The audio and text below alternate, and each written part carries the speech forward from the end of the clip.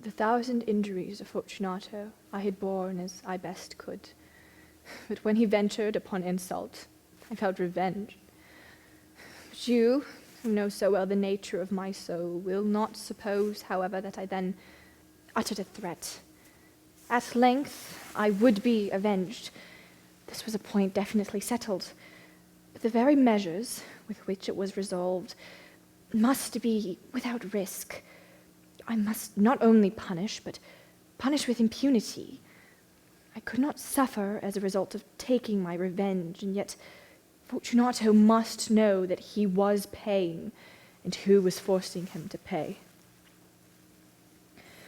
It must be understood that by neither word nor deed had I given Fortunato any cause to doubt my goodwill. I continued, as was my wont, to smile in his face, although he did not perceive that my smile now was at the thought of his atonement.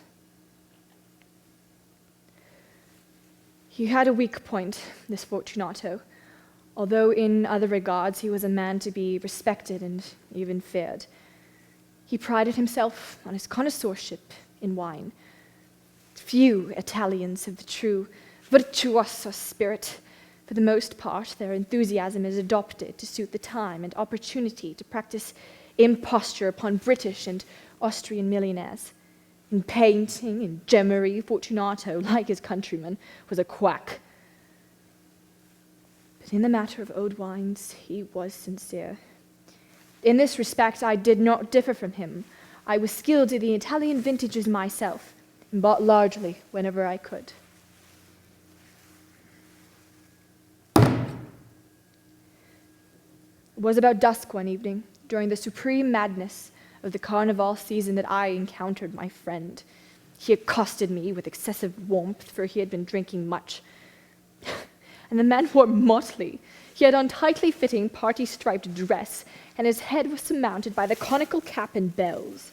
I was so pleased to see him, I thought I should never have done wringing his hand. I said to him, "My dear Fortunato, you are luckily met, and how well you are looking today, but I have received of what passes for a pipe of Amontillado, and I have my doubts." "How? Amontillado? And in the middle of carnival? Impossible." "I have my doubts, and I was silly enough to pay the full Amontillado price without consulting you in the matter. You were nowhere to be found, and I was fearful of losing a bargain." "Amontillado." "I have my doubts." "Amontillado." "And I must satisfy them." "Amontillado." "As you are engaged, I am on my way to Lucrezi. If anyone has a critical turn, it is he. He will tell me..." "Lucrezi cannot tell sherry from Amontillado." "And yet some fools would have it that his taste is a match for your own." "Come." "Whither?" "To your vaults." "My friend, no. I will not impose upon your good nature.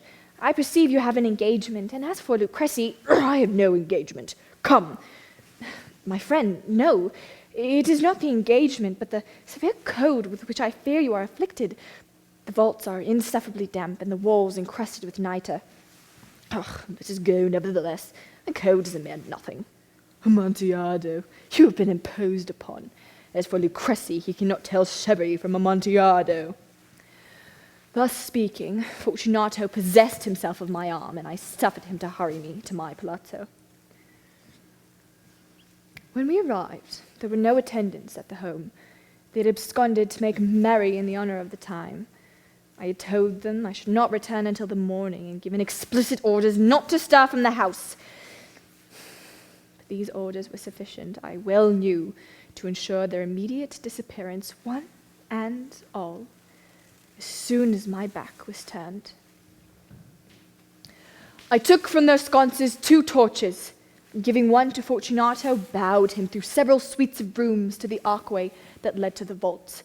I passed down a long and winding staircase, requesting him to be cautious. As he followed, we came at length to the foot of the descent, and stood together upon the damp grounds of the catacombs of the Montresors. The gait of my friend was unsteady, and the bells upon his cap jingled as he strode. The Amontillado. It is farther on, but observe the white webwork which gleams from the cavern walls. He turned towards me and looked into my eyes with two filmy orbs that filled with the light of intoxication. Niter? Niter, how long have you had that cough?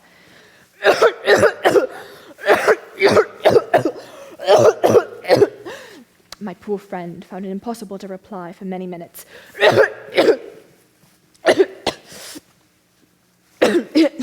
It is nothing. Come, let us go back.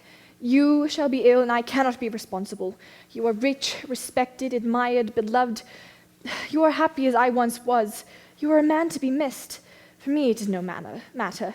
And as for Lucrece, Enough! It will not kill me. I shall not die of a cold. indeed, you will not die of cold. And I had no intention of alarming you unnecessarily, but you should use all the proper precaution. A draught of this medic will defend us from the damps. Here I knocked off the neck of a bottle, which I drew from a long row of its fellows that lay upon the mould. Drink, I said, presenting him the wine. He raised it to his lips with a sneer, but he paused and nodded to me familiarly. I drink to the buried that repose around us. And I to your long life. He again took my arm, and we proceeded. The bells upon his cap jingled as we strode. My own fancy grew warm with the medic. We passed through long walls of piled skeletons with casks and puncheons intermingling into the innermost recesses of the catacombs. I paused again, and this time made bold to seize Fortunato by an arm above the elbow. The nitre! See, it increases. It hangs like moss upon the vault. We are below the river's bed. The drops of moisture trickle down among the bones. Come, we will go back ere it is too late. Your cough... It is nothing. Let us go on. But first, another draught of the medic.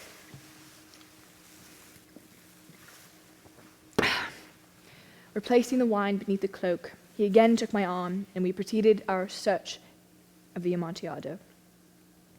We passed through a range of low arches, descended, passed on, and descending again, arrived at a deep crypt in which the foulness of the air caused our flambeaux to rather glow than flame. Against three of the walls were piles of skeletons higher than our heads. From the fourth wall, someone had pulled down all the bones, and they were spread all around us on the ground. In the middle of the fourth wall was an opening into another vault, if I can even call it that. It was hardly more than a hole in the wall. It was in vain that Fortunato, uplifting his dull torch, endeavored to pry into the depth of the recess. Its termination of the feeble light did not enable us to see. Proceed, I said. Herein lies the Amontillado. As for Lucrece, He is an ignoramus. he stepped unsteadily forward, while I followed immediately at his heels. In an instant, he had reached the extremity of the niche, and finding his progress arrested by rock, stood stupidly bewildered. A moment more, and I had fettered him to the granite. On its surface were two iron staples, distant each other a few feet horizontally. From one of these depended a short chain, from the other, a padlock. Throwing the links about his waist, it was but the work of a few seconds to secure it. He was much too astounded to resist.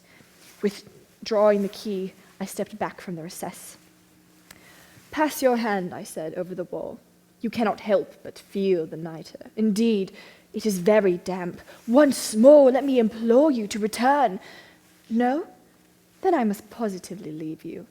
But first, let me render you all the little attentions in my power.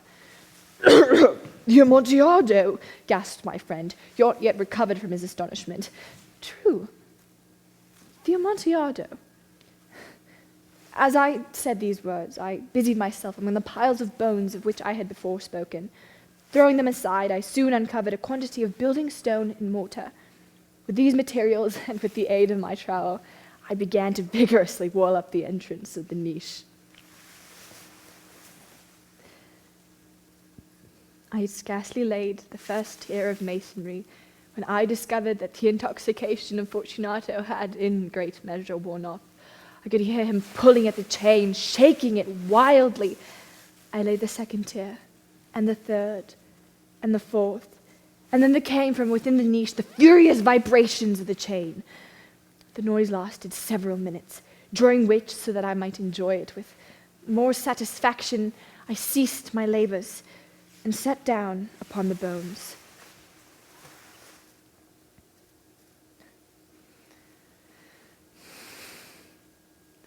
When at last the clanking subsided, I resumed my trowel and finished without interruption the fifth, the sixth, and the seventh tier. The wall was now nearly level with my shoulder. It was now midnight, and my task was drawing to a close. I had completed the eighth, the ninth, and the 10th tier, a portion of the last and the 11th. There remained but a single stone to be fitted and plastered in. I struggled with its weight. I placed it partially in its destined position, but then there came from within the niche a low laugh which erected the hairs upon my head. It was succeeded by a sad voice, with which I had difficulty in recognizing as that of the noble Fortunato. The voice said, "Oh, very good joke, an excellent jest indeed. We will have many a rich laugh about it at the palazzo over our wine." "Yes," I said, "the Amontillado." "Yes, but is it not getting late? Will they not be awaiting us at the palazzo, the Lady Fortunato and the rest? Let us be gone." "Yes," I said, "let us be gone." "For the love of God, Montresor!" "Yes," I said, "for the love of God!" But to these words I hearkened in vain for a reply. I grew impatient and called aloud, "Fortunato! Fortunato!" But no answer still. I thrust a torch through the remaining aperture and let it fall within, but there came in return only a jingling of bells. I hastened to make an end of my labor. I forced the last stone into its position and plastered it up. Against the new masonry, I re-erected the old rampart of bones. And for half a century, no mortal has disturbed them. In pace requiescat.